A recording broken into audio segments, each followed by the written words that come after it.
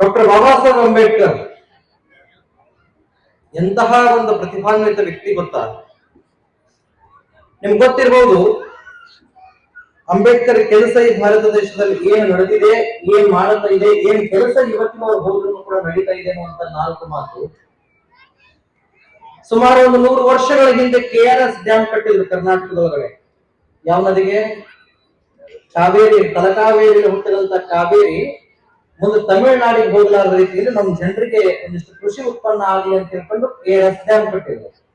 ಮೈಸೂರು ನಲವಡಿ ಒಡೆಯರು KRS dam ಕಟ್ಟುವಾಗ ಇನ್ನೂ ಒಂದು ಕರ್ನಾಟಕ ಸರ್ಕಾರ ಅಂತಿರ್ಲಿಲ್ಲ, ರಾಜ್ಯಗಳ ಒಕ್ಕೂಟನೂ ಇದು ಆಗಿರ್ಲಿಲ್ಲ. ಅವಾಗ ಏನಿತ್ತು ಅಂದ್ರೆ ಮೈಸೂರು ಸರ್ಕಾರ ಅಂತಿತ್ತು. ಆ ಮೈಸೂರು ಸರ್ಕಾರದ ಮಹಾರಾಜರಾದಂತಹ ನಾಲ್ವಡಿ ಒಡೆಯರು ಆಗಿನ ಕಾಲಕ್ಕೆ ಜಲಾಶಯವನ್ನ ಕಟ್ಟುವಂತಹ ಸಂದರ್ಭದೊಳಗಡೆ 2 ಲಕ್ಷ ರೂಪಾಯಿ ದುಡ್ಡಿರ್ಲಿಲ್ಲ. ಎಷ್ಟು? ಇಡೀ ರಾಜ್ಯದ ರಾಜನ ಕೈಯಲ್ಲಿ 2 ಲಕ್ಷ ರೂಪಾಯಿ ದುಡ್ಡಿಲ್ಲದೆ ಇರುವಂತಹ ಸಂದರ್ಭದೊಳಗಡೆ ತಮ್ಮ ಹೆಂಡತಿ ಬಂಗಾರನ ಪೂನಾದ ಒಂದು ಅಂಗಡಿ ಒಳಗಡೆ ಅಡ ಇಟ್ಟು ದುಡ್ಡು ತಗೊಂಡು ಬಂದು KRS ಡ್ಯಾಮ್ ಕಟ್ಟಿದಂತಹ ನಾಲ್ವಡಿ ಒಡೆಯರು ಆಗಿನ ಕಾಲಕ್ಕಿದ್ದು. ಇನ್ನು ಮುಂದೆ ಹೇಳ್ತೀನಿ ಕೇಳಿ. ಸುಮಾರು ಒಂದು 100 ವರ್ಷದ ಹಿಂದೆ ನಮ್ಮ ರಾಜ್ಯದ ಮಹಾರಾಜನಿಗೆ 2 ಲಕ್ಷ ರೂಪಾಯಿ ಡ್ಯಾಮ್ ಕಟ್ಟಕ್ಕೆ ದುಡ್ಡು ಇರಲಿಲ್ಲ. ಇವತ್ತು ಸಿದ್ದರಾಮಯ್ಯ ಮನಸ್ಸು ಮಾಡಿದ್ರೆ ವರ್ಷಕ್ಕೆ 2 ಡ್ಯಾಮ್ ಕಟ್ಟಬಹುದು. ಕಾರಣ ಅಂಬೇಡ್ಕರ್ ಬರೆದಂತಹ ರೂಪಾಯಿ ಸಮಸ್ಯೆ ಪುಸ್ತಕನೇ ಇದಕ್ಕೆ ಪರಿಹಾರ. ಅವರು ಕೊಟ್ಟಂತಹ ಸಂವಿಧಾನವೇ ಇದಕ್ಕೆ ಪರಿಹಾರ. ಅವರು ಕೊಟ್ಟಂತಹ ಬರವಣಿಗೆಗಳೇ ಇದಕ್ಕೆ ಪರಿಹಾರ. ಇವತ್ತಿಗೂ ಕೂಡ ಬಯಲು ಸೀಮೆಯಲ್ಲಿ ಬರಭೀಕರವಾದಂತಹ ಈ ನಾಡಿನೊಳಗಡೆ ಒಂದಿಷ್ಟು ಕಬ್ಬು ಬೆಳೆದು ಇವರು ಉಳಾಕತ್ತಾರ ಕಾರಣ ಡಾಕ್ಟರ್ ಬಾಬಾ ಸಾಹೇಬ್ ಅಂಬೇಡ್ಕರ್ ಕಟ್ಟಂತಹ ಆಣೆಕಟ್ಟುಗಳ ನಿರ್ಮಾಣ. ಹಾಗಾಗಿ ಇದೆಲ್ಲವನ್ನ ಅಂಬೇಡ್ಕರ್ ಮಾಡಿದ್ರು ಕೂಡ ಇನ್ನೂ ನಮ್ಮ ಸಮಾಜ ಜನ ಅವರನ್ನ ನೋಡೋದು ಅದೇ ಜಾತಿ ಮೇಲೆ ಹೊರತು ಅವರನ್ನ ನನ್ನವರು ಅಂತ ತಿಳ್ಕೊಂಡು ಯಾರು ಅಂದಿಲ್ಲ. ಕಾರಣ ಬುದ್ಧ ಒಂದು ಸಮುದಾಯಕ್ಕೆ ಸೀಮಿತ ಆಗ್ಬಿಟ್ಟ. ಬಸವಣ್ಣನವರು ಲಿಂಗಾಯತರ ಚೌಕಟ್ಟಿನೊಳಗಡೆ ಬಿಟ್ಟರು, ಅವರು ಹೊಸದಾಗಕ್ಕೆ ಹೊರಗೆ ಬರಂಗಿಲ್ಲ. ಇನ್ನು ಅಂಬೇಡ್ಕರ್ ದಲಿತರ ಮನೆಗೆ ಸೀಮಿತ ಆಗಿಬಿಟ್ರು ಹೊರತು ಸಮುದಾಯದ ಪ್ರತಿಬಿಂಬಕವಾಗಿ ಅವರು ಇವತ್ತಿಗೂ ಕೂಡ ಬರಲಿಲ್ಲ. ಹಾಗಾದ್ರೆ ಅವರನ್ನ ಈ ಸಮುದಾಯದ ಪ್ರತಿಬಿಂಬಕವಾಗಿ ತರೋದು ಹೇಗೆ? ಅಲ್ಲಿ ತನಕ ಸಂವಿಧಾನ ಅರ್ಥ ಆಗೋದಿಲ್ಲ. ಅವರು ಬಹಳ ಅದ್ಭುತವಾದಂತಹ ಒಂದು ಶಾಸನ ಏನ್ ಕೊಟ್ರು ಅಂದ್ರೆ ಮತದಾನ. ಅದನ್ನ 75 ವರ್ಷದಲ್ಲಿ 3 ವರ್ಷಗಳ ಕಾಲ ಕಣ್ಣಿಗೆ ಎಣ್ಣೆ ಹಾಕೊಂಡು ಬಟ್ಟೆಗೆ ನೀರಿಲ್ಲದ ತಣ್ಣೀರು ಬಟ್ಟೆ ಕಟ್ಕೊಂಡು ಬರೆದಂತಹ ಸಂವಿಧಾನದ ತಗೊಂಡು ಸ್ವತಂತ್ರ ಭಾರತದ 75 ವರ್ಷದ ಸ್ವತಂತ್ರ ಭಾರತದ ಪ್ರಬಲ ರಾಜಕಾರಣಿಗಳು ಮಾಡಿದಂತಹ ಒಂದು ದೊಡ್ಡ ಸಾಧನೆ ಯಾವುದಂದ್ರೆ ಅಂಬೇಡ್ಕರ್ ಕೊಟ್ಟಂತಹ ಮತಾಧಿಕಾರವನ್ನ ಮತದಾನವಾಗಿ ಪ್ರತಿಬಿಂಬಿಸಿದೆ. ಇದನ್ನ ಬಿಟ್ಟು ಈ ಮಕ್ಕಳು ಏನು ಮಾಡಲಿಲ್ಲ. ಚಪ್ಪಾಳೆ ತಟ್ಟೋದಲ್ಲ ಇದು. ಮತಾಧಿಕಾರವನ್ನು ಮತದಾನ ಮಾಡಿದ್ರು. ವೋಟ್ ಹಾಕೋನೆ ಪ್ರಭು ಅನ್ನುವಂತಹ ಸಂದೇಶವನ್ನು ಕೊಟ್ಟವನೇ, ಆಳುವವನೇ ಪ್ರಭು ಅನ್ನುವಂತಹ ಒಂದು ವ್ಯವಸ್ಥೆಯನ್ನು ಈ ದೇಶದಲ್ಲಿ ತಂದಿತ್ತು. ಕಾರಣ ಇದನ್ನೆಲ್ಲ ಬದಲಾಯಿಸೋದು ಹೇಗೆ? ಇದನ್ನೆಲ್ಲವನ್ನ ಒಂದು ಒಡಂಬಡಿಕೆಯ ಕಡೆಗೆ ತಗೊಂಡು ಬರೋದು ಹೇಗೆ ಅನ್ನುವಂತಹ 4 ಮಾತುಗಳನ್ನ ಇವತ್ತಿಗೆ ನಾವು ತಿಳಿಸ್ತೀವಿ. ಕಾರಣ ದಲಿತ ಸಮುದಾಯಕ್ಕೆ ಎಷ್ಟು ಅನ್ಯಾಯಗಳಾದವು ಅಂದ್ರೆ, ನಿಮ್ ಚಿಂಚಣಿ ಮಾಯಕನ ಹೆಸರ ಮೇಲೆ, ನಿಮ್ ಗುಡ್ಡದ ಎಲ್ಲಮ್ಮನ ಹೆಸರ ಮೇಲೆ ತಲೆ ಮೇಲೆ ಪಡ್ಲಿಗೆ ಕೊಟ್ಟು, ಹಣ್ಣಿಗೆ ಭಂಡಾರ ಹಚ್ಚಿ, ತಲೆ ಕೂದಲಿಗೆ ಎಕ್ಕಿ ಹಾಲು ಎರಿಸಿ, ಆಕೆನ ದೇವದಾಸಿ ಅಂತ ಮಾಡಿ, ಆಕೆ ಒಳ್ಳೆಗೊಂದು ಪಡ್ಲಿಗೆ ಕಟ್ಟಿ, ಊರಾಗ ದೇವದಾಸಿ ಅಂತ ಹೇಳಿ ಒಂದು ಕುಂಬದ ಕೂಡ ಬಡಿಸಿ, ವರ್ಷ ತುಂಬದ್ರೊಳಗೆ ಅಪ್ಪಿಲ್ಲಾರ್ದೆ ಮಕ್ಕಳನ್ನ ಕೊಟ್ಟಂತಹ ಜನ ಇದೆ. ಹೆಣ್ಮಗಳಕ್ಕೆ ಶಾಲೆ ಹಚ್ಚಕ್ಕಂತ ಹೋದಾಗ ಮಾಸ್ತರ್ ಹುಡುಗನ ಅಪ್ಪನ ಹೆಸರು ಕೇಳಿದ್ರೆ ಹೆಣ್ಮಗಳು ಏನ್ ಹೇಳ್ಬೇಕು? ಏನ್ ಹೇಳ್ಬೇಕಾಕೆ? ಯಾರಂತ ಹೇಳೋದು? ಯಾರ ಹೆಸರು ಅಂತ ಕೇಳ್ಬೇಕು. ಇದನ್ನು ಮೊಟ್ಟ ಮೊದಲು ಪ್ರಶ್ನೆ ಮಾಡಿದವನು ಬಸವಣ್ಣ. ದಾಸಿ ಪುತ್ರನಾಗಲಿ ವೇಷ ಪುತ್ರನಾಗಲಿ ಶಿವದೀಕ್ಷೆಯಾದ ಬಳಿಕ ಸಾಕ್ಷಾತ್ ಶಿವನೆಂದು ವಂದಿಸಿ ಮಂಡಿಸಿ ಪಾಲೋದಕ ಪ್ರಸಾದ ಕೊಂಬುದು ಯೋಗ್ಯ ನೋಡ ಕೂಡಲ ಸಂಗಮ ದೇವ ಅಂತ ಹೇಳಿ ವೇಷಾಪುತ್ರರಿಗೆ ದಾಸಿ ಪುತ್ರರಿಗೆ ಕೂಡ ಸಮಾನವಾದಂತಹ ಹಕ್ಕನ್ನ ಈ ಭೂಮಿ ತಲೆ ಮೇಲೆ ಕೊಟ್ಟಂತ ಏಕೈಕ ಪ್ರಮಾದಿ ಅಂದ್ರೆ ಅವ ಕಲ್ಯಾಣದ ಬಸವಣ್ಣ. ಮೊಟ್ಟ ಮೊದಲು ಕರ್ಕೊಂಡು ಬಂದ ಹೀಗೆ ಆ ಮಾತು, ಆ ವಚನ ಹರಡೇಕರ ಮಂಜಪ್ಪನಿಗೆ ಸಿಕ್ತು. ನಿಮ್ಗೆ ಗೊತ್ತಿರ್ಬೋದು, ಕರ್ನಾಟಕದ ಗಾಂಧಿ ಹರಡೇಕರ ಮಂಜಪ್ಪ, ಮಲೆನಾಡಿನ ಶಿವಮೊಗ್ಗದಲ್ಲಿ ಹುಟ್ಟಿದಂತಹ ಹರಡೇಕರ ಮಂಜಪ್ಪ. ಖಾದಿ ಬಟ್ಟೆಯನ್ನು ಮುಸುರು ಅಂತ ತಿಳ್ಕೊಂಡು ಲಿಂಗ ದೀಕ್ಷೆಯನ್ನು ತೆಗೆದುಕೊಂಡಂತಹ ಹರಡೇಕರ ಮಂಜಪ್ಪ ಪಂತನಾಳ ಸ್ವಾಮಿಗಳಿಗೆ ಕಾವಿ ದೀಕ್ಷೆಯನ್ನು ಕೊಟ್ಟಂತಹ ಹರಡೇಕರ ಮಂಜಪ್ಪ. ದಾವಣಗೆರೆಯಲ್ಲಿ ಎಲ್ಲಾ ಲಿಂಗಾಯತ ಮಠದ ಸ್ವಾಮಿಗಳಿಗೆ ತಲೆ ಬಡಿಯುವಂತೆ ಹೇಳಿ ಈ ಭೂಮಿ ತಲೆ ಮೇಲೆ ಬಸವಣ್ಣನವರು ಲಿಂಗೈಕ್ಯರಾದ ಸುಮಾರು 700 ವರ್ಷಗಳ ನಂತರದಲ್ಲಿ ಕರ್ನಾಟಕದಲ್ಲಿ ಮೊಟ್ಟ ಮೊದಲು ಬಸವ ಜಯಂತಿಯನ್ನು ಆಚರಣೆ ಮಾಡಿದಂತ ಹರಡೇಕರ ಮಂಜಪ್ಪ ಒಬ್ಬ ದಾಸಿ ಪುತ್ರ. ಕೊನೆಗೆ ಅವ್ರಿಗೊಂದು ವಚನ ಸಿಗ್ತದೆ. ಆ ವಚನವನ್ನು ಓದಿ ಹೇಳಿದ್ರು, ನಾನು ತಾಯಿ ಇಲ್ಲದ ತಂದೆ ಇಲ್ಲದಂತಹ ಮಗ, ನನ್ನ ತಾಯಿ ಇಲ್ಲದ ತಂದೆ ಯಾರು ಗೊತ್ತಿಲ್ಲ, ನನಗೆ ಬದುಕೋದಕ್ಕೆ ಹಕ್ಕಿದೆಯೇನ್ರಿ, ನನಗೆ ಶಿಕ್ಷಣ ಪಡ್ಕೊಳ್ಬೋದೇನ್ರಿ, ನಾನು ಮಾತನಾಡ್ಬೋದೇನ್ರಿ, ನನಗೆ ಉದ್ಯೋಗ ಸಿಗ್ಬೋದೇನ್ರಿ ಅಂತ ಕೇಳಿದಾಗ ಅದಕ್ಕೆ ಬಸವಣ್ಣ ಏನ್ ಹೇಳ ಅಂತ ತಿಳ್ಕೊಂಡು ಕೇಳಿದಂತವ್ರು.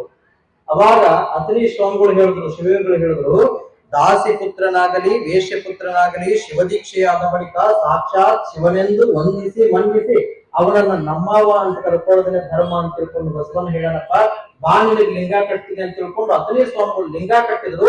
ಅವ್ರು ಒಂದು 700 ವರ್ಷದ ನಂತರದಲ್ಲಿ ಬಸವ ಜಯಂತಿನ ಹರಡೇಕರ ಮಂಜಪ್ಪ ಅವ್ರು ಮಾಡಿದ್ರು. ಯಾವ ರೀತಿಯಲ್ಲಿ ಸಂದೇಶವನ್ನು ಜಗತ್ತಿಗೆ ಮಹಾತ್ಮರು ಕೊಡ್ತಾರೆ. ಇಲ್ಲೇ ನಿಮ್ಮ ಕನಗಲಾದಲ್ಲಿ ಹುಟ್ಟಿದಂತಹ ಬಿ ಶಂಕರಾನಂದ, ಬಾಯಿಯವರ ಮಗ ಶಂಕರಾನಂದ. ಈಗ ನೀವೆಲ್ಲ ಕುಂತಿದ್ರಲ್ಲ, ನಿಮಗಿಂತ ಮೊಟ್ಟ ಮೊದಲು ಯೂನಿವರ್ಸಿಟಿ ಮೆಟ್ಟಿಲನ್ನ ಹತ್ತಿ ಹುಕ್ಕೇರಿ ಒಳಗಡೆ ಬ್ಯಾರಿಸ್ಟರ್ ಅನ್ನ ಮುಗಿಸಿ ಸೋಲಿಲ್ಲದ ಸರ್ದಾರ ಅಂತ ಕರೆಸಿಕೊಂಡಂತಹ ಬಾಯಿಯವರ ಮಗ ಶಂಕರಾನಂದ. ಬಿ ಶಂಕರಾನಂದ ಹಿಂಗೆ ಸುಮ್ಮನೆ ನಮ್ಮ ಮಠಕ್ಕೆ ಬಂದ್ರು, ಕನಗಲಾದಿಂದ ವಂಶಗಳ ಮಠಕ್ಕೆ ಬಂದ್ರು. ಆ ಭಾಗದ ಜನ ನಮ್ಮ ಮಠಕ್ಕೆ ಬಹಳ ನಡ್ಕೋತಾರೆ. ಓಡೋಡಿ ಮಠಕ್ಕೆ ಬಂತು ಹುಡುಗ. ನಮ್ಮ ಮಠದ 19ನೇ ಸ್ವಾಮಿಗಳು ಇದ್ರು. ಬುದ್ಧಿ ನಮ್ಮ ಅವು ಹೋಗ್ಯಾಳ್ರಿ, ಮತ್ತೆ ಏನ್ ಮಾಡುದು ಅಂತಂದ. ಎಲ್ಲಿ ಹೋಗ್ತಾಳೋ ಅಂತಂದ್ರಂತ. ಇಲ್ಲಪ್ಪ ಅವು ಹೋಗ್ಯಾಳ. ಹುಡುಗನಿಗೆ ಬಂದೈತಿ, ನಿಮ್ಮವ್ವ ಎಲ್ಲಮ್ಮನ ಗುಡ್ಡಕ್ಕೆ ಹೋಗಿರ್ಬೇಕು ಬಿಡು, ಮಗನ ಬರ್ತಾಳ ಅಂತ ತಿಳ್ಕೊಂಡು ಅಜ್ಜಾರ್ ಹೇಳಿದ್ರು. ಯಪ್ಪ ಎಲ್ಲಮ್ಮನ ಗುಡ್ಡಕ್ಕೆ ಹೋಗಿಲ್ಲ, ಆಕಿ ಎಲ್ಲಮ್ಮನ ಪಾದಕ್ಕನ ಹೋಗ್ಯಾಳ, ನಮ್ಮವ್ ಹೋಗ್ಯಾಳ್ರಿ, ನನ್ ಯಾರು ಕರ್ಕೊಳ್ವರು, ಉನಾಕ್ ಊಟ ಕೊಡುವರು, ನಾ ಏನ್ ಮಾಡ್ಲಿ ಅಂತಂದಾಗ ಅಜ್ಜವ್ರು ಮಠದಾಗಿನ ಜೋಡಿಯಾಗಿನ ದುಡ್ಡನ್ನ ಆ ಹುಡುಗರು ಹೊಡ್ಯಾಕ್ ಕೊಟ್ರು. ಅವು ಹೋದ್ರೆ ಏನಾಗ್ತದೆ, ಮಗನ ಕಲ್ಯಾಣ ಬಸವಣ್ಣ ಅದನ್ನ ಬಾ ಅಂತ ತಿಳ್ಕೊಂಡು ಲಿಂಗ ಕಟ್ಟಿ ಆ ಹುಡುಗರು ಶಾಲೆ ಕಲಿಸಿದ್ರು. ತಾಯಿ ಇಲ್ಲಾರದಂತಹ ಮಗ, ತಾಯಿ ಇದ್ರು ಕೂಡ ತಂದೆ ಗೊತ್ತಿರ್ಲಾರ್ದಂತ ಮಗ ಒಬ್ಬ ಬಿ ಶಂಕರಾನಂದ ಸೋಲಿಲ್ಲದ ಸರ್ದಾರ ಅಂತ ಕರೆಸಿಕೊಂಡು 8 ಬಾರಿ MP ಆದ್ರು, 6 ಬಾರಿ. ಇದಕ್ಕೆ ಕಾರಣ ಡಾಕ್ಟರ್ ಬಾಬಾ ಸಾಹೇಬ್ ಅಂಬೇಡ್ಕರ್ ಕೊಟ್ಟಂತಹ ಸಂವಿಧಾನ. ಏನೆಲ್ಲವನ್ನ ಅವತ್ತಿನ ಕಾಲಕ್ಕೆ ಅಂಬೇಡ್ಕರ್ ಮಾಡ್ತಾ ಹೋದ್ರು, ಎಲ್ಲವನ್ನ ವ್ಯವಸ್ಥಿತವಾದ ರೀತಿಯಲ್ಲಿ ಡಾಕ್ಟರ್ ಬಾಬಾ ಸಾಹೇಬ್ ಅಂಬೇಡ್ಕರ್ ಈ ಸಮಾಜಕ್ಕೆ, ಈ ದೇಶದ ಜನತೆಗೆ ಕೊಟ್ಟು ಹೋದ್ರು. ಬಹಳಷ್ಟು ಕಡೆಗೆ ಮಾತನಾಡುವಂತಹ ಸಂದರ್ಭದಲ್ಲಿ ನಿರೂಪಕರು ಒಂದು ಮಾತಂದ್ರು, ನನ್ನ ಜನ ಅಂತ ಹೇಳಿ. ಅಂಬೇಡ್ಕರ್ ಯಾರನ್ನ ನನ್ನ ಜನ ಅಂದ್ರು? ಛಲವಾದಿಗಳ ನನ್ನ ಜನ ಅಂದ್ರ, ಮಾದಿಗರು ನನ್ನ ಜನ ಅಂದ್ರ, ಹೊಲೆಯ ಸಮುದಾಯದವರು ನನ್ನ ಜನ ಅಂದ್ರ, ಮಹರ್ ಜಾತಿಯವರ ನನ್ನ ಜನ ಅಂದ್ರ, ನಾಗ ಸಮುದಾಯದವರು ನನ್ನ ಜನ ಅಂದ್ರ, ಮತ್ ಯಾರನ್ನಂದ್ರು? ಏನ್ ಡೋಹಾರ್ನಂದ್ರ, ಸಮಗಾರನ್ನಂದ್ರ? ಯಾರನ್ನ ನನ್ನ ಜನ ಡಾಕ್ಟರ್ ಬಾಬಾ ಸಾಹೇಬ್ ಅಂಬೇಡ್ಕರ್ ಅಂದ್ರು? ಇದು ಲಿಂಗಾಯತದಿಂದ ಹಿಡ್ಕೊಂಡು ಬ್ರಾಹ್ಮಣರವರೆಗೆ ಅನ್ನ, ಅರಿವು, ಆಹಾರ, ಆಶ್ರಯ, ಅಕ್ಷರದಿಂದ ವಂಚಿತವಾಗಿರುವಂತ ಜನ ಏನೈತಲ್ಲ ಅದೆಲ್ಲ ನನ್ನ ಜನ ಅಂದ್ರೆ ಹೊರತು ದಲಿತರು ಅಷ್ಟೇ ನನ್ನ ಜನ ಅಂದಿಲ್ಲ. ಇದನ್ನ ತಲೆಗಿಟ್ಕೋಬೇಕು ಸಮುದಾಯ. ಇವರೆಲ್ಲರೂ ನನ್ನ ಜನ ಅಂತ ತಿಳ್ಕೊಂಡು ಅಂಬೇಡ್ಕರ್ ಅವರಿಗೆಲ್ಲವನ್ನ ಸಂವಿಧಾನ ಕೊಡುವಂತಹ ಒಂದು ವ್ಯವಸ್ಥೆ ಕಡೆಗೆ ಹೋಗ್ಬೇಕು. ಇವತ್ತಿಗೆ ನಮ್ ಜನ ಎಲ್ಲಿ ಹೊಂಟಿದೆ? ಎಲ್ಲ ಕಡೆಗೆ ನೋಡಿದ್ರೆ ಚಟ ಕುಡಿಯೋದು, ಇಸ್ಪೆಟ್ಟು, ಪಬ್ಬು, ಬಾರು, ಗೋವಾ ಹೋಗೋದು, ಕಿಶೋರ್ ಆಡೋದು, ಅದು ಮಾಡೋದು, ಇದು ಮಾಡೋದು. ಏನ್ ನೋಡ್ಬೇಕು ಇವತ್ತು ದಿನಾಂಕ? ತಿಳಿಸಲಾರ್ದಂಗಾಗಿತ್ತು ಊರಾಗಿ ಹೋಗುದು. ಬರುವಾಗ ನೋಡಿದೆ ನಾನು, ಒಂದಿಷ್ಟು ನೀಲಿ ಮಸಿ ಹಚ್ಕೊಂಡೆ, ಒಂದಿಷ್ಟು ಮ್ಯಾಚಿಂಗ್ ಬಟ್ಟೆ ಹಾಕೊಂಡೆ. ಫ್ಯಾಷನ್ ಶೋ ಅಲ್ಲ ಇದು ಅಂಬೇಡ್ಕರ್ ಜಯಂತಿ ಅಂದ್ರೆ, ಮಜಾಗಿರಿ ಅಲ್ಲ ಇದು. ಅವ್ರ ಕಡೆ ಪೆನ್ ಎಂತದಿತ್ತು ಗೊತ್ತೇನ್ರಿ ನಿಮ್ಗೆ? ನಮ್ ತಹಶೀಲ್ದಾರ್ ಸಾಹೇಬ್ರವ್ರ ಅಂಗಿ ಮೇಲೆ ಹಿಂದೆ ಸೈ ಇತ್ತು ನೋಡ್ರಿ, doctor Baba Saheb Ambedkar, B R Ambedkar ಅಂತೇಳಿ ಒಂದು ಸೈ ಇದೆ. ನಿಮ್ಗೆ ಯಾರಾದ್ರೂ ನೋಡಿರ್ಬೋದು, ಆ ಟಿ ಶರ್ಟ್ ಮೇಲೆ ಹಿಂದ್ಗಡೆ ಒಂದು ಸೈ ಹಾಕೊಂಡಿದೆ. ಅಂಬೇಡ್ಕರ್ ಕಡೆಗೆ ಎಂತ ಶಿಸ್ತಿತ್ತು ಅಂದ್ರೆ, ಒಂದ್ ಪೆನ್ ತಗೊಂಡು ಭಾರತದ ಸಂವಿಧಾನವನ್ನ ಡಾಕ್ಟರ್ ಬಾಬು ರಾಜೇಂದ್ರ ಪ್ರಸಾದ್ ಅವ್ರ ಕೈಯಲ್ಲಿ ಕೊಡುವಾಗ ಒಂದು ಪೆನ್ನಿನಿಂದ ಹಿಡಿದು ಸೈ ಮಾಡಿದ್ರು. ಸಂವಿಧಾನದ ಪೂರ್ವ ಪೀಠಿಕೆ ಕೆಳಗಡೆ ಡಾಕ್ಟರ್ ಬಾಬಾ ಸಾಹೇಬ್ ಅಂಬೇಡ್ಕರ್ ಒಂದು ಸೈ ಮಾಡ್ತಾರೆ. ಆ ಸೈ ಮಾಡುವಂತಹ ಸಂದರ್ಭದಲ್ಲಿ ಅಂಬೇಡ್ಕರ್ ಕೈಯಲ್ಲಿ ಪೆನ್ನಿನ ಬೆಲೆ ಎಷ್ಟು ಅಂದ್ರೆ 5,000 ರೂಪಾಯಿ ಪೆನ್ನಿನಲ್ಲಿ ಸೈ ಮಾಡಿದಂತವ್ರು. ಎಷ್ಟು? 5,000 ರೂಪಾಯಿ ಪೆನ್ನಿನಲ್ಲಿ. ನಮ್ದು ಏನ್ರಿ ಅದ್ರ ಗೂಗಲ್ ಫ್ಲೆಕ್ಸ್ ಅಲ್ಲಿ ಐತ್ರಿ 120,000 ಅಂತೀರಿ. ನಿಮ್ಗೆ ಗೊತ್ತಿರಬೇಕು, ನಮ್ಮ ದೇಶದಲ್ಲಿ ಸಂವಿಧಾನಕ್ಕೆ ಡಾಕ್ಟರ್ ಬಾಬಾ ಸಾಹೇಬ್ ಅಂಬೇಡ್ಕರ್ ಸೈ ಮಾಡುವಾಗ 5,000 ರೂಪಾಯಿ ಪೆನ್ ಅವರ ಕಿಶೆಯಲ್ಲಿದ್ದಾಗ ನಮ್ಮ ದೇಶದಲ್ಲಿ 2.5 ರೂಪಾಯಿ ತೊಲೆ ಬಂಗಾರ ಇದ್ದಾಗ 5,000 ರೂಪಾಯಿ ಪೆನ್ ನಲ್ಲಿ ಸಹಿ ಮಾಡಿದಂತಹ ಧೀಮಂತ ನಾಯಕ doctor Baba Saheb Victorian queen gift ಕೊಟ್ಟಂತದ್ದು. ಅಂತಿಂತದಲ್ಲಿ ಹೆಂಗೆ ಎನರ್ಜಿಕ್ ಗಾಯ್, ಏನ್ ಅವ್ನ ಎದಿ, ಏನ್ ಅವ್ನ ಮುಖ, ಏನ್ ಅವ್ನ ಯಶಸ್ಸು, ಏನ್ ಅವ್ನ ತೇಜಸ್ಸು ನೋಡ್ಬೇಕು ಅಂಬೇಡ್ಕರ್. ಇವತ್ತು ಮೈಯಾಗ ಪಾವುಗಳ ಕಂಡರಂಗಿಲ್ಲ, ದಿಮಾಕ್ ನೋಡ್ಬೇಕಿಲ್ಲ. ಪುರುಷರ ಕೂಂಡಿ ಗಿಂಡಿ ಅಳಿಗಾಡ್ತೈತಿ ದಿಮಾಕ್. ಅವ್ರು ಹೇಳಿದ್ರು ಏನು ತಮ್ಮ ಹೆಂಡತಿನ ಊರೊಳಗಡೆ ಬಿಟ್ಟು 3 ಮಕ್ಕಳನ್ನ ಜನ್ಮ ಕೊಟ್ಟು ವಿದೇಶಕ್ಕೆ ಓದುವಂತಹ ಸಂದರ್ಭದಲ್ಲಿ ಡಾಕ್ಟರ್ ಬಾಬಾ ಸಾಹೇಬ್ ಅಂಬೇಡ್ಕರ್ ಬಂದಂತಹ ಪ್ರಪೋಸ್ ಗಳನ್ನ ಎಕ್ಸೆಪ್ಟ್ ಮಾಡಿದ್ರೆ 20 ಮಂದಿ ಹೆಣ್ಣು ಇರ್ತಿದ್ರು ಅಂಬೇಡ್ಕರ್ಗೆ. ಎಷ್ಟು ಜನ ಪ್ರಪೋಸ್ ಮಾಡಿದ್ರು? ಇವತ್ತು ಜನ್ಮಕ್ಕೆ 1 ಹೆಣ್ಣು ಸಿಗುವ ಸಾಹಿತ್ಯಂತ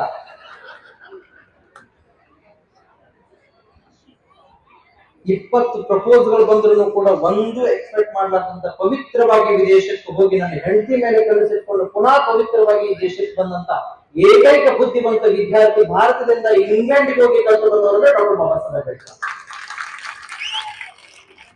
ಸುಮ್ಮನೆ ಹಿಂಗೆ ಭಾರತಕ್ಕೆ ರಾಷ್ಟ್ರಾಧ್ಯಕ್ಷ ಬೇಕು, ಪ್ರೆಸಿಡೆಂಟ್ ಬೇಕು, MP ಬೇಕು, MLA ಬೇಕು ಅನ್ನುವಂತಹ ಎರವಲನ್ನ ಪಡ್ಕೊಂಡು ಬರ್ಬೇಕಂತ ತಿಳ್ಕೊಂಡು ನ್ಯೂಜಿಲ್ಯಾಂಡ್ಗೆ ಹೋದಂತಹ ಸಂದರ್ಭದಲ್ಲಿ ಡಾಕ್ಟರ್ ಬಾಬಾ ಸಾಹೇಬ್ ಅಂಬೇಡ್ಕರ್ಗೆ ಎದೆ ತುಂಬ ಕಫ ತುಂಬಿತು, ಬಹಳ ಶೀತ ಆಯ್ತು, ಅಷ್ಟೊತ್ತಿಗೆಲ್ಲ ಡಯಾಬಿಟಿಸ್ ಬಂದಿತ್ತು, ದೇಹ ಹೊಟ್ಟಿ ಮುಂದೆ ಬಂದಿತ್ತು, ಕೋಟ್ ಬಟನ್ ಕೂಡ ಗುಂಡೆ ಹಾಕಕ್ ಬರ್ತಿರ್ಲಿಲ್ಲ. ಅಂತ ಸಂದರ್ಭದಲ್ಲಿ ಎರವಲ್ ಪಡ್ಕೋಬೇಕಂತ ತಿಳ್ಕೊಂಡು ಆಸ್ಟ್ರೇಲಿಯಾಕ್ಕೆ ಹೋದಾಗ ಅಲ್ಲಿ ವಿಪರೀತ ಚಳಿಯಿಂದ ಡಾಕ್ಟರ್ ಬಾಬಾ ಸಾಹೇಬ್ ಅಂಬೇಡ್ಕರ್ಗೆ ಶೀತ ಆಯ್ತು, ನೆಗಡಿ ಆಯ್ತು, ಕಫ ಆಯ್ತು, ಎದೆ ತುಂಬಿತು. ಅಲ್ಲಿರುವಂತಹ ಆ ದೇಶದ ಪ್ರೈಮ್ ಮಿನಿಸ್ಟರ್ ಹೇಳ್ತಾನೆ ಅಂಬೇಡ್ಕರ್ ಎಲ್ಲ ಟ್ರೀಟ್ಮೆಂಟ್ ಕೊಟ್ಟರು, ಸಾಯಿಬೇಕು ಕಡಿಮೆ ಆಗಲಿಲ್ಲ. ಎಲ್ಲ ರೀತಿಯಲ್ಲಿ ವೈದ್ಯೋಪಚಾರಗಳನ್ನು ಮಾಡಿದ್ರು, ಆದ್ರೂ ಸಾಯಿಬೇಕು ಕಡಿಮೆ ಆಗಲಿಲ್ಲ. MBBS ಡಾಕ್ಟರ್ಗಳನ್ನು ಕರೆಸಿದ್ರು, ಆದ್ರೂ ಕೂಡ ಕಮ್ಮಿ ಆಗಲಿಲ್ಲ. ವೈದ್ಯಕೀಯ ವಿಶ್ವವಿದ್ಯಾಲಯ ಡಾಕ್ಟರ್ಸ್ ಗಳಿಂದ ಕರೆಸಿ ಟ್ರೀಟ್ಮೆಂಟ್ ಕೊಟ್ಟರು, ಆದ್ರೂ ಕಡಿಮೆ ಆಗದೆ ಇದ್ದಾಗ ಆ ದೇಶದ ಪ್ರೆಸಿಡೆಂಟ್ ಬಂದು ಅಂಬೇಡ್ಕರ್ ಒಂದು ಮಾತು ಹೇಳ್ತಾರೆ, ಸಾಹೇಬ್ರೆ ನೀವು ಒಂದಿಷ್ಟು ಡ್ರಿಂಕ್ ಕುಡಿತೀರಿ ಅದು. ಯಾಕಂತಂದ್ರೆ ನಮ್ ಕಡೆ ಅಂತ ಹುಡುಗರು ಕೆಮ್ಮ ಆಯ್ತಾರೆ, ಡಬ್ ಹೋಗೋದು ಒಂದು ಬೂತ್ ಹಾಕತ್ತಾರೆ. ಇವರು ಮೊದಲು ಹುಚ್ಚ ಹಚ್ಚಿದವ್ರ ನೀವು, ಆಮೇಲೆ ಅದು ಹುಡ್ಕ್ಯಾಡ್ಕೊಂಡು ಹೋಗ್ತೈತಿ.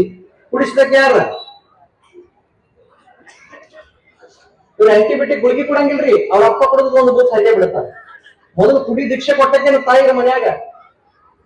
ಅವಾಗ ಅಂಬೇಡ್ಕರ್ ಒಂದು ಮಾತು ಹೇಳಿದ್ರು, ನನ್ನ ದೇಶದ ಜನರನ್ನ, ನನ್ನ ಜನರನ್ನ ಅನ್ನ, ಅರಿವೆ, ಆಹಾರ, ಆರೋಗ್ಯ, ಆಶ್ರಯದಿಂದ ವಂಚಿತವಾದಂತಹ ಜನರನ್ನ, ಸಂಸ್ಕೃತ ಮೊದಲಾದ ಮಿಗಿಲಾದ ಭಾಷೆಗಳಿಂದ ವಂಚಿತ ಮಾಡುವಂತಹ ಜನರನ್ನ, ಬದುಕಿದ ದುಡಿದ್ರು ಕೂಡ ದುಡಿದಂತಹ ಅನ್ನವನ್ನ ಉಣಲಾರಂತಹ ನನ್ನ ಜನರನ್ನ ಗುಲಾಮಗಿರಿ ಅನ್ನುವಂತಹ ನಶೆ ಒಳಗಡೆ ಸೋಮರಸ, ರಾಮರಸ ಅನ್ನುವಂತಹ ಮದ್ಯವನ್ನ ಕುಡಿಸಿ 2000 ವರ್ಷಗಳಿಂದ ಗುಲಾಮಗಿರಿ ನಶೆ ಒಳಗಡೆ ಇಟ್ಟಿದ್ದಾರೆ. ಆ ನಶೆ ಬಿಡಿಸ್ಬೇಕಂತ ತಿಳ್ಕೊಂಡ ನಾನು ನಿದ್ದಿಗೆಟ್ಟು ಸಂವಿಧಾನ ಬರೆಯಕಂತ ಬಂದೀನಿ. ನಾನೇ ನಶೆ ಒಳಗಡೆ ಇದ್ರೆ ಇನ್ನೂ 2000 ವರ್ಷಗಳ ಕಾಲ ನನ್ನ ಜನರನ್ನ ಎಬ್ಸೋದಕ್ಕೆ ಆಗೋದಿಲ್ಲ ಅಂತ ತಿಳ್ಕೊಂಡು ಕುಡಿಯಲಾರದ ಮಾತುಗಳನ್ನು ಹೇಳಿ ವಿದೇಶಿಯ ಪ್ರೈಮ್ ಮಿನಿಸ್ಟರ್ಗೆ ಬುದ್ಧಿ ಹೇಳಿದಂತಹ ಡಾಕ್ಟರ್ ಬಾಬಾ ಸಾಹೇಬ್ ಅಂಬೇಡ್ಕರ್ ಹೇಳಿ ಬರಾಕ್ ಒಬಾಮಾ 2016 ಇಂಡಿಯಾಕ್ಕೆ ಬಂದಾಗ ಟ್ರೂ 100 years ಓಲ್ಡ್ ಬ್ರ್ಯಾಂಡಿ ಕುಡಿಸಿದಂತ ಈಗಿನ ಪ್ರಧಾನಮಂತ್ರಿ ಹೇಳಿದ್ರು. ಏನ್ ಸಂದೇಶ ಕೊಡಕತ್ತೀರಿ ನೀವು? ಕುಡಿಸ್ಲಿಲ್ಲೇನ್ರಿ? ಜಗತ್ತಿನ ಸುಮಾರು 26 ಪ್ರಕಟಿತವಾದಂತಹ ಪೇಪರ್ಗಳಲ್ಲಿ ಬಂತು, ಇಂಡಿಯಾಕ್ಕೆ ಬಂದು Barack Obama 200 years old brandy ಕುಡಿದು ಬಂದಿದ್ದಾರಂತ. ಇವತ್ತಿಗೂ ಕೂಡ ಬಹಳಷ್ಟು ಈ ಮಾರಾಟವಾದಂತಹ ಪೆನ್ ಇದೆಯಲ್ರಿ, ಮಾರಾಟವಾದಂತಹ ಪೆನ್ ಈ ಪತ್ರಿಕಾ ಮಾಧ್ಯಮದವರಷ್ಟು ಕೆಟ್ಟನೆ ಯಾರಿಲ್ಲ ಅನ್ಸಿಬಿಟ್ಟದೆ. ಇವಾಗ ಹೆಂಗ ಸುಳ್ಳನ್ನ ಸತ್ಯ ಮಾಡಿಬಿಡ್ತಾರೋ ಅದ್ರೊಳಗೆ ಅಜಿತ್ ಹನುಮಕ್ನವರು, ಆಮೇಲೆ ಅವ್ರ ರಂಗನಾಥ, ಆಕೆ ರಾಧಾ ಹಿರೇಗೌಡರು, ಶಿವ ಶಿವ ಶಿವ ಶಿವ ಅದನ್ನ ಈಗೇನ್ ಕೊರೋನಾ ಬಂದು ನಿಮ್ ಮನೆ ಬಾಗಿಲ ಬಡ್ದೈತೆ ಅನ್ನೋದು ಬೇಕು. ಏನ್ ಇಲ್ಲದೆಲ್ಲದನ್ನ ಹಬ್ಬಿಸಿ ಸುಳ್ಳು ಹೇಳಿಸ್ಬಿಟ್ರು. ಒಂದು ಮಾರಾಟವಾದಂತಹ ಪೆಣ್ಣು 100 ಜನ ಭಯೋತ್ಪಾದಕರಿಗೆ ಸಮ ಅಂದ್ರೆ ಡಾಕ್ಟರ್ ಬಾಬಾ ಸಾಹೇಬ್ ಅಂಬೇಡ್ಕರ್. ಪೆಣ್ಣು ಬಹಳ ಸುದ್ದಿರ್ಬೇಕು, ಸತ್ಯವನ್ನೇ ಬರಿಬೇಕು. ನಮ್ಮ ದೇಶದ ಪ್ರಧಾನಮಂತ್ರಿ ಹೋದಂತಹ ಸಂದರ್ಭದಲ್ಲಿ ರೆಡ್ ಕಾರ್ಪೆಟ್ ಹಾಕಿ ನಮ್ಮ ದೇಶದ ಪ್ರಧಾನಮಂತ್ರಿಯನ್ನು ಸ್ವಾಗತ ಮಾಡ್ಕೊತಾರೆ ಅಮೆರಿಕಾದವರು, ಫ್ರಾನ್ಸ್ನವರು, ಜಪಾನ್ದವರು, ಇಟ್ಲಿಯವರು. ಅಂತಂದ್ರೆ ಕಾರಣ ಈಗಿನ ಪ್ರಧಾನಮಂತ್ರಿ ಹೋದಾಗ ರೆಡ್ ಕಾರ್ಪೆಟ್ ನಲ್ಲಿ ಹಾಕಿ ಕರ್ಕೊಳ್ಳಂಗಿಲ್ಲ. ಆ ಎಲ್ಲಾ ದೇಶದ ಯೂನಿವರ್ಸಿಟಿಗಳಲ್ಲಿ ಆ ದೇಶದ ವಿದ್ಯಾರ್ಥಿಗಳಿಂದ ಮುಂಚಿತವಾಗಿ ಆ ದೇಶಗಳ ಭಾಷೆಗಳಲ್ಲಿ PhD ಮಾಡಿ ಓದಿ ಬಂದಂತಹ ವ್ಯಕ್ತಿ ಆ ದೇಶಕ್ಕೆ ಸಂವಿಧಾನ ಬರೆದಿದ್ದಾನೆ. ಅಂತಹ ದೇಶದ ಸಂವಿಧಾನದಲ್ಲಿರುವಂತಹ ಒಬ್ಬ ಪ್ರಧಾನಮಂತ್ರಿ ಬಂದಾರಂದ್ರೆ ಡಾಕ್ಟರ್ ಹೊರತಿಯವರು ನೋಡಿ ಅಲ್ಲ. ಏನ್ ಅಂಬೇಡ್ಕರ್, ಏನ್ ಕನಸೆಂತದ್ದು. ಕಬ್ಬಿಣದ ಮಾಂಸಖಂಡ, ಉಕ್ಕಿನದ ಮಂಡಲ, ವಜ್ರದಂತಹ ದೇಹ, ಸಿರಿಲಿನಂತಹ ಮನಸ್ಸು, ವಿದ್ಯುತ್ ಶಕ್ತಿಯಂತಹ ಇಚ್ಛಾಶಕ್ತಿ, ಆಳವಾದಂತಹ ಅಧ್ಯಯನ, ನೀಳವಾದಂತಹ ಕಾಯ. ಸುಮ್ಮನೆ ಹಿಂಗ್ ಪಾರ್ಲಿಮೆಂಟ್ ನಲ್ಲಿ ಬಂದ್ರೆ ಹೆದರಿ ಸಾಯ್ಬೇಕು. ಬರೋಡಾ ಸಂಸ್ಥಾನದಲ್ಲಿ ಮಹಾರಾಜರಿಗೆ ಕಾನೂನು ಸಲಹೆಗಾರನಾಗಿ ಕೆಲಸ ಮಾಡುವಂತಹ ಸಂದರ್ಭದಲ್ಲಿ ಅಂಬೇಡ್ಕರ್ ಬಂದಾರ ಅಂತ ತಿಳ್ಕೊಂಡು ಲೆಕ್ಕಪತ್ರ ಎಲ್ಲ ಸುದ್ದಾಕಿದ್ದು ತಂದಿರ್ತಾನೆ. ಬರೋಡಾ ಸಂಸ್ಥಾನದ ಮಹಾರಾಜರು ಕೊಟ್ಟಂತಹ ಸ್ಕಾಲರ್ಶಿಪ್ ನಲ್ಲಿ ವಿದೇಶಕ್ಕೆ ಹೋಗುವಂತಹ ಸಂದರ್ಭದಲ್ಲಿ ಪುನಃ ಒಂದಿನ ಮನೆಗೆ ಬಂದ್ರು. ಮನೆಗೆ ಬಂದಾಗ ಒಂದು ದೀಪದ ನೆರಳಿನೊಳಗಡೆ ಏನೋ ಬರೀತಾ ಇದ್ದಂತ ಸಂದರ್ಭದಲ್ಲಿ ತಮ್ಮ ಹೆಂಡತಿನ ಕರೆದು ಕೇಳಿದ್ರು, ರಮ ಹೆಂಡತಿನ ಬಹಳ ಪ್ರೀತಿ ಮಾಡ್ತಿದ್ರಂತ ಅಂಬೇಡ್ಕರ್. ನಮ್ಮಲ್ಲಿ ಹೆಂಡತಿನ ಪ್ರೀತಿ ಮಾಡೋದು ಗೊತ್ತಿಲ್ಲ, ಬರೆಯೋದಷ್ಟೇ ಗೊತ್ತಿಲ್ಲ.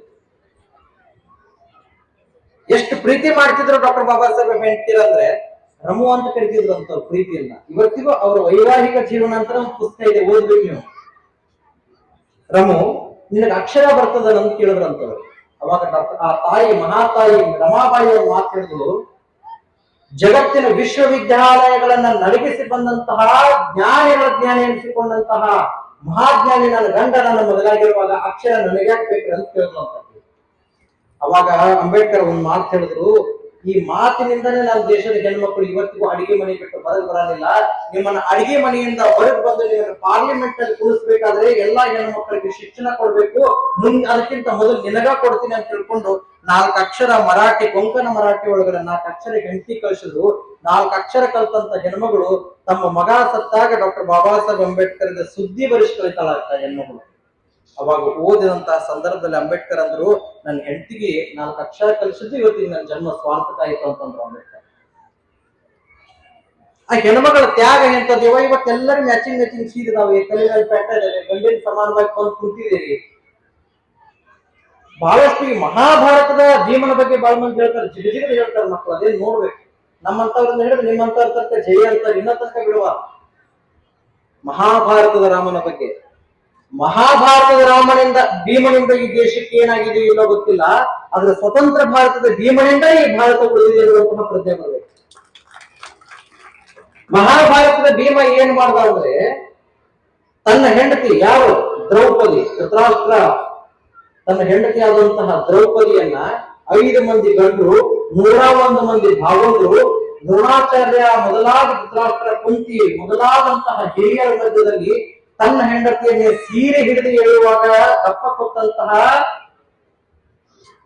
ಮಹಾಭಾರತದ ಭೀಮೆಯಲ್ಲಿ ಅಣ್ಣಾ-ಡಿ-ಎಂ-ಕೆ ಪಕ್ಷದವರು ಜಯಲಲಿತನನ್ನ ಕೋರ್ಟ್ನಲ್ಲಿ, ಪಾರ್ಲಿಮೆಂಟ್ ನಲ್ಲಿ ಸೀರೆ ಎಳೆಯುವಾಗ ಇನ್ನೊಮ್ಮೆ ಪಕ್ಷಕ್ಕೆ ಬದಲಾದಂತೆ ಮಾಡಿದಂತಹ ಸಂವಿಧಾನ ಕೊಟ್ಟಂತ ಭೀಮೆಯಲ್ಲಿ ಸಂವಿಧಾನವನ್ನ ಡಾಕ್ಟರ್ ಬಾಬಾ ಸಾಹೇಬ್ ಅಂಬೇಡ್ಕರ್ ಹಿಂಗ್ ಬರೆದು ಅಂತ ತಿಳ್ಕೊಂಡು, ಯಾವ ದೇಶದ ಭೂಮಿ ತಲೆ ಮೇಲೆ ದ್ರೌಪದಿ ಅನ್ನುವಂತ ಒಬ್ಬ ಹೆಣ್ಣು ಮಗಳ ವಸ್ತ್ರಾಪಹರಣ ಆಯ್ತೋ ಅದೇ ದೇಶದೊಳಗಡೆ ಡಾಕ್ಟರ್ ಬಾಬಾ ಸಾಹೇಬ್ ಅಂಬೇಡ್ಕರ್ ಬಂದಂತಹ ಸಂವಿಧಾನದ 75 ವರ್ಷದ ನಂತರದ ಈ ದೇಶದೊಳಗಡೆ ಅದೇ ಹೆಸರಿನ ಹೆಣ್ಮಗಳು ಈ ದೇಶಕ್ಕೆ ರಾಷ್ಟ್ರಪತಿ ಆಗ್ತವೆ ಅಂದ್ರೆ ಕಾರಣ ಡಾಕ್ಟರ್ ಬಾಬಾ ಸಾಹೇಬ್ ಅಂಬೇಡ್ಕರ್ ಅವರ ಸಂವಿಧಾನ.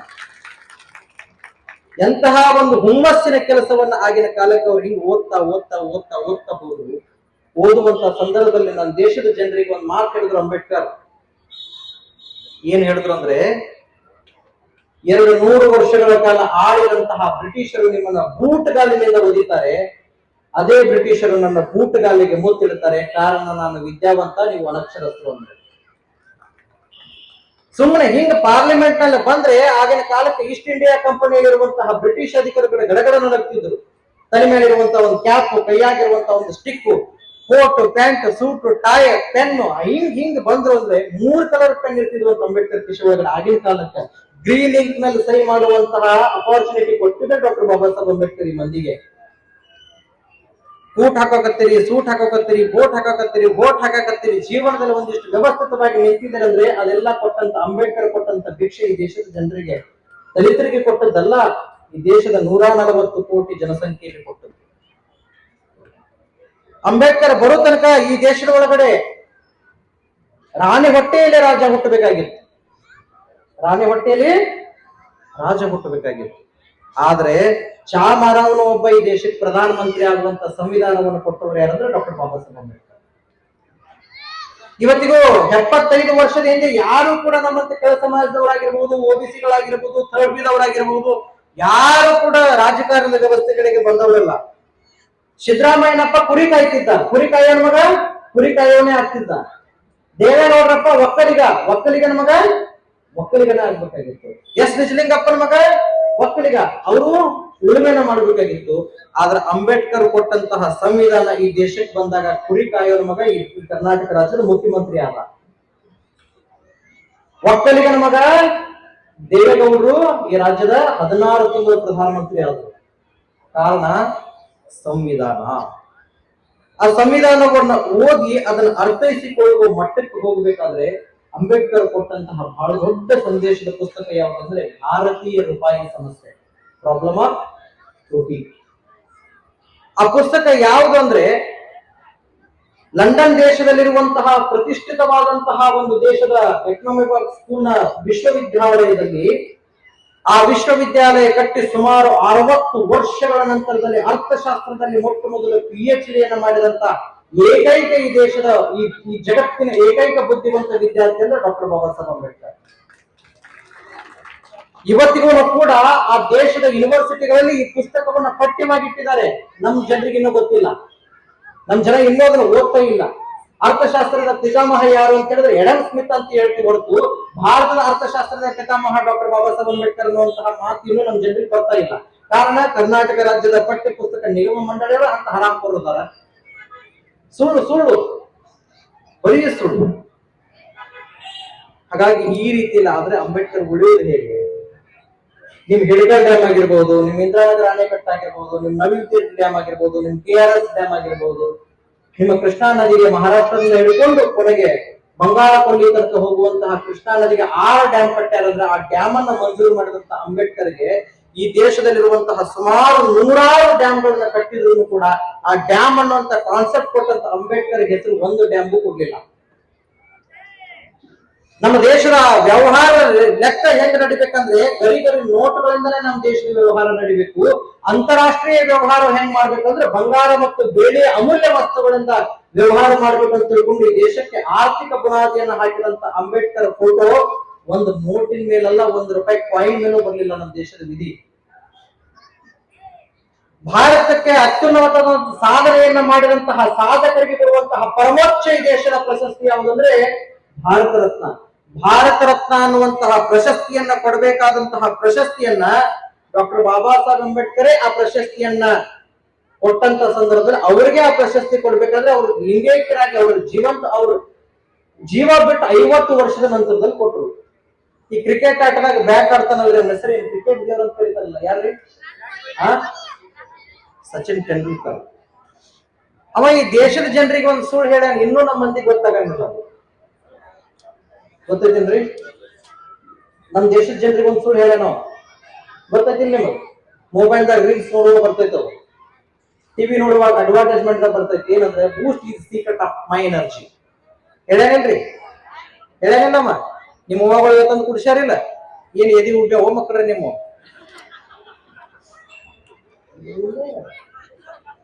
ಒಂದು ರಿಲಯನ್ಸ್ ಕಂಪನಿ ಅನ್ನುವಂತಹ ಕಂಪನಿಯ ಲಂಚ್ ಕೋಡ್ ₹4 ದುಡ್ಡು ತಗೊಂಡು ನನ್ನ ದೇಶದ 140 ಕೋಟಿ ಜನರಿಗೆ 27 ವರ್ಷದ ಹಿಂದೆ ಒಂದು ಸುಳ್ಳು ಹೇಳಿದ. ಆ ಮಗ ಈ ದೇಶದಲ್ಲಿ ಹುಟ್ಟಿದಾಗ ಇನ್ನೂ ಬೂಸ್ಟ್ ಅನ್ನೋ ಕಂಪನಿನೇ ಇಂಡಿಯಾಕ್ಕೆ ಬಂದಿರಲಿಲ್ಲ. ಕ್ರಿಕೆಟ್ ಆಡಿದ ಮೇಲೆ ಭಾರತ ರತ್ನ ತಗೊಂಡಂತಹ ವ್ಯಕ್ತಿ ನಮ್ಮ ಭಾರತ ದೇಶಕ್ಕೆ ಒಂದು ಸುಳ್ಳು ಹೇಳಿದ, ಬೂಸ್ಟ್ ಈಸ್ ಸೀಕ್ರೆಟ್ ಆಫ್